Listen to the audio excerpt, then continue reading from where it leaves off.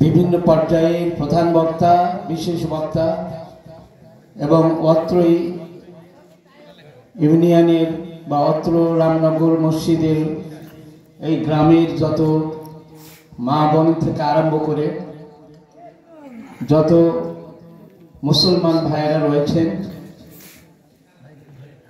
যারা অধীর আগ্রহে অপেক্ষা করছেন এই জালসার প্রধান বক্তা বক্তব্য শোনার জন্য,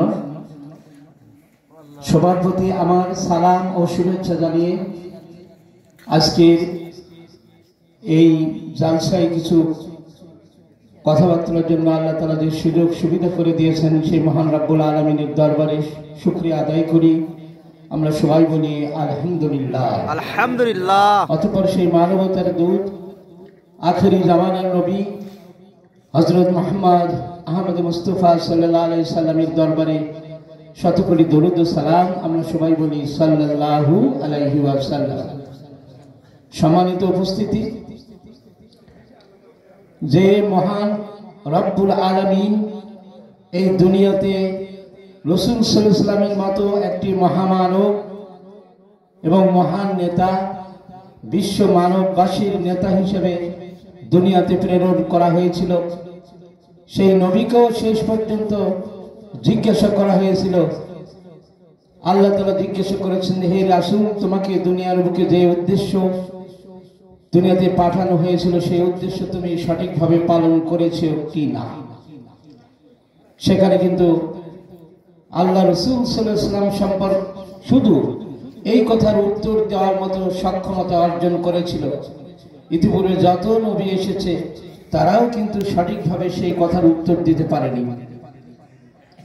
যে রাসূল মহামানব, মহাবিশ্ব মানববাসীর নেতা, যার কারণে সেই নেতাকে আল্লাহ তাআলা কোরআনে ঘোষণা করেছেন, ওয়া আরসালনাকা লিন-নাসি রাসূলান, হে মানব, হে রাসূল, আপনাকে বিশ্ব মানববাসীর নেতা করে আমি পাঠিয়েছি। আর কিয়ামত পর্যন্ত যত নবী বা যত মানুষ দুনিয়াতে আসবে সকল মানুষই আপনার রিসালাতের আওতাভুক্ত থাকবে এবং আপনার আনিত বিধান এবং রাসূল সাল্লাল্লাহু আলাইহি ওয়াসাল্লামের যে আপনার আদর্শ, তরিকা, সুন্নাত যেটাই বলি না কেন, সকল উদ্দেশ্য বাস্তবায়ন করার মতো শক্তি সামর্থ্য একমাত্র রাসূল সাল্লাল্লাহু আলাইহি ওয়াসাল্লামকে দেওয়া হয়েছিল।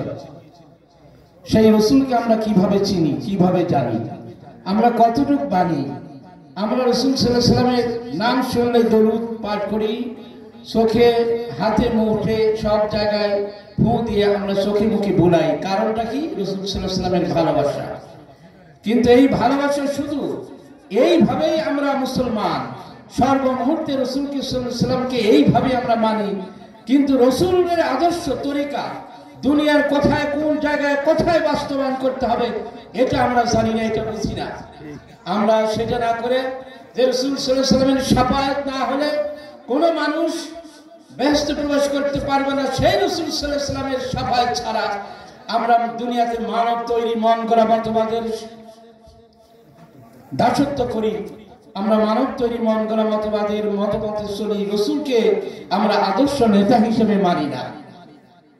কারণ একটাই বিষয়, যে রাসূলকে ছাড়া এই দুনিয়াতে আমরা বিভিন্নভাবে বিভিন্ন জায়গায় যে বিশ্ব মানববাসীর নেতা করে রাসূলকে পাঠানো হলো, সেই বিশ্ব মানববাসীর নেতাকে আমরা কতটুকু মানি? আমাদের ব্যক্তিগত জীবন, পারিবারিক জীবন, সামাজিক জীবন, রাষ্ট্রীয় জীবন, সর্বক্ষেত্রে আমরা কতটুকু মানি তার পরিচয় দিয়ে একটি কথাবার্তার মাধ্যমে আপনাদের সামনে উপস্থাপন করার চেষ্টা করব। আল্লাহ তাআলা বলছেন, লাকাদ কানা লাকুম ফি রাসূলিল্লাহি উসওয়াতুন হাসানাহ, হাসানাতুল মান কানা ইয়ারজুল্লাহা ওয়াল ইয়াউমাল আখিরা ওয়া যাকারাল্লাহা কাসীরান। আল্লাহ তাআলার ঘোষণা যে দুনিয়াতে যত মানুষ আল্লাহকে সন্তুষ্টি করার জন্য, আল্লাহর রেজাবন্দি হাসিল করার জন্য যে ইবাদত বন্দেগী করে থাকে বা করে, এমনকি আল্লাহর সন্তুষ্টি অর্জন করার জন্য রাত্রিতে জাগরণ করে আমরা আল্লাহর তাহাজ্জুদ নামাজ, আল্লাহকে সন্তুষ্টি করার জন্য আমরা করি। আল্লাহ তাআলা বলছেন এই সব মানুষের জন্য একমাত্র রাসূল সাল্লাল্লাহু আলাইহি ওয়াসাল্লামের আদর্শ অনুসরণ করা ছাড়া অন্য কোনো মানুষের গতি নাই, প্রকৃতি নাই। অথচ রাসূল সাল্লাল্লাহু আলাইহি ওয়াসাল্লামকে আদর্শ নেতা হিসেবে আমরা মানি না এই কারণে যে মানব তৈরি মন গড়া মতবাদের দিকে আমাদের মন চক্ষু সর্বদা সব মন ওই দিকে চলে যায়। আল্লাহ রাসূলের আহ্বানের দিকে ডাকা হচ্ছে। এই যে আজকে আমি তারা একটা নমুনা দেই, আজকে এই জালসা রামনগর জামে মসজিদের উন্নতি কল্পে এখানে একটা জালসা হচ্ছে, কত আলেমা ও আলেম ওলামা কোরআন হাদিসের আলোকে আপনাদের কাছে কথাবার্তা শোনাবেন, কথাবার্তা সে মানুষকে পরিশুদ্ধ করবেন। কিন্তু দেখেন কয়টা মানুষ আমরা এখানে অবস্থান করছি।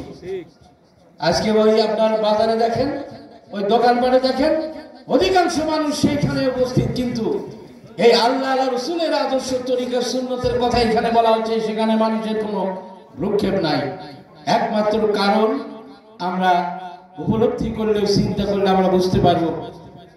আল্লাহ তাআলা ঘোষণা দিচ্ছেন সূরা আহজাবে, সূরা আহজাবের 66, 67, 68 নম্বর আয়াতে আল্লাহ তাআলা ঘোষণা করছেন, ইয়াউমা তুকাল্লিবু উজুহুহুম ফিন-নার ওয়া ইয়াকুলুনা ইয়া লাইতানা আতানা আল্লাহ ওয়া আতানা রাসূলা রব্বানা ইন্না আতিহিম দিফাইন মিনাল আযাবি ওয়া লাআনহুম লানান কাবীরা। আল্লাহ তাআলার ঘোষণা যে কিয়ামতের মাঠে দুনিয়ার সমস্ত মানুষ যখন কিয়ামতের মাঠে অবস্থান হবে, সেই সময় এক দল মানুষকে আল্লাহ তাআলা দোজখের আগুনে পোড়ানো হবে এবং দোজখের উপযোগী করা হবে। চিৎকার করে বিভিন্ন রকমের বিভিন্ন অংশ পোড়ানো হবে। সেই দিন ওই মানুষগুলা আল্লাহর কাছে ফরিয়াদ করবে এবং আফসোস করে বলবে যে আল্লাহ, দুনিয়াতে বেঁচে থাকা কালীন, দুনিয়াতে অবস্থান করা কালীন আমরা যদি আল্লাহ রাসূলের আনুগত্য করতাম, তাহলে আজকে আমাদের এই মুসিবত, এই দুর্যোগের মধ্যে আমাদের পড়তে হতো না। আল্লাহ রাসূলের আনুগত্য না করে আমরা করেছি কি, আমাদের ওই বড় ভাই, আমাদের ওই নেতার আদর্শ তরিকা সুন্নাত মেনে চলেছি। ওরা আমাদের ডেকেছে, আমরা ওইদিকে আল্লাহ রাসূলের ডাকের আহ্বানে সাড়া না দিয়ে আমরা ওই দিকে চলে গেছি। সুতরাং আজকে আমাদের মন সংগঠিত হয়েছে। সুতরাং আজকে দুনিয়ার সমস্ত মানুষ এই কিয়ামতের মাঠে উপস্থিত। আমাদের যেমন দুনিয়ার জীবনে বিভ্রান্ত করেছিল এইসব বড় ভাই আর বড় নেতা, সুতরাং আজকেও তারা এই কিয়ামতের মাঠে উপস্থিত রয়েছে। সুতরাং আমরা ফরিয়াদ করি, হে আল্লাহ, তোমার কাছে আমরা ফরিয়াদ করি এইটাই যে আমাদেরকে যখন দুনিয়ার জীবনে বিভ্রান্ত করেছিল এই বড় ভাই বড় নেতা, সুতরাং আজকেও আমাদের চাইতে যে আযাব দেওয়া হচ্ছে তার চাইতে দ্বিগুণ আযাব ওই সব বড় ভাই ওই নেতাদের উপরে জারি করা। আল্লাহর ফরিয়াদ কি শুনবে না সেই সময়? অবশ্যই আল্লাহর কাছে ওই ভাইদের ফরিয়াদ অবশ্যই অবশ্যই মার্জনীয় এবং অবশ্যই অবশ্যই গ্রহণযোগ্য হবে। সুতরাং আমরা দুনিয়ার জীবনে আমরা যেভাবে আছি সেইভাবে না থেকে আমরা আল্লাহ রাসূলের সৈনিক, কোরআন হাদিসের সৈনিক, কোরআনকে দুনিয়ার বুকে বাস্তবায়ন করার জন্য আমরা জান মাল কোরবান করছি সর্বমুহূর্তে। বাংলাদেশ জামাত ইসলাম এমন একটি দল, যে দল সর্বমুহূর্তে আল্লাহর আইন, সৎ কামের, সৎ লোকের শাসন দুনিয়ার বুকে প্রতিষ্ঠিত করার জন্য চেষ্টা তদবির চালিয়ে যাচ্ছে। সুতরাং আমরা মানব তৈরি মন গড়া মতবাদের পক্ষে কুঠারাঘাত করি। এই মানব তৈরি মন গড়া মতবাদ দিয়ে এই দুনিয়া চলবে না। এই দুনিয়া যদি চলে তাহলে রাসূল সাল্লাল্লাহু আলাইহি ওয়াসাল্লামের আদর্শের সৈনিক হিসেবে আমরা দুনিয়াতে আমাদের পরিচিত করতে পারবো না। কিয়ামতের মাঠে ওই রাসূল সাল্লাল্লাহু আলাইহি ওয়াসাল্লামের আদর্শের তরিকা সুন্নাত যদি আমরা না মানে দুনিয়াতে চলে ওই কিয়ামতের মাঠে উপস্থিত হই, আল্লাহ তাআলা ওই সব মানুষের কাতারে আমাদেরকে সমবেত করবে। সুতরাং দুনিয়াতে বেঁচে থাকা কালীন আমরা কি করব? আমার নেতা, তোমার নেতা বিশ্বনবী মুস্তাফা, বলেন বলেন, আমার নেতা, তোমার নেতা বিশ্বনবী মুস্তাফা।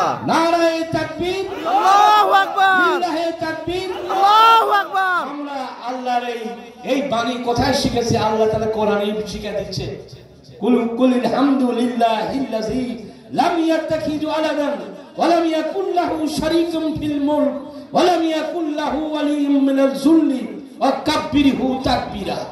আল্লাহ তাআলা শিখিয়ে দিচ্ছে যে আমার প্রশংসা সর্বমুহূর্তে তোমরা করো। কোন আল্লাহর প্রশংসা করবেন? সেই আল্লাহর প্রশংসা করো যে আল্লাহর কোনো সন্তান সন্ততি নাই, যে আল্লাহর কোনো সার্বভৌম ক্ষমতার অংশীদার নাই। সুতরাং আমি আল্লাহর কোনো সাহায্যের প্রয়োজন হয় না, আমিও কোনো অসহায়ত্ব বোধ করি না।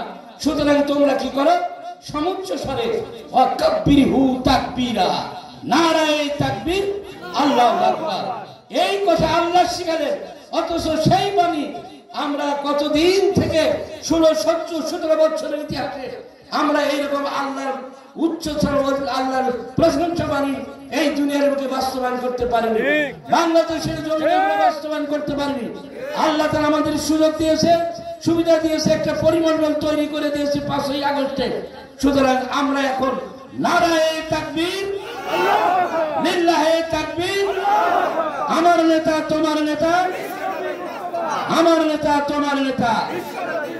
ওই আতি পেতা, আতি নেতা, পাতি নেতা, খেতা নেতা, বৈশ্য নেতা, এইসব নেতার জয়গান আমরা গাইতে পারবো না, পারিও না, করবো না। আমরা এই স্লোগান দিয়ে এই বাংলাদেশের পরবর্তী জীবনে আমরা শুরু করেছি এবং শেষ পর্যন্ত করে ছাড়বো ইনশাআল্লাহ।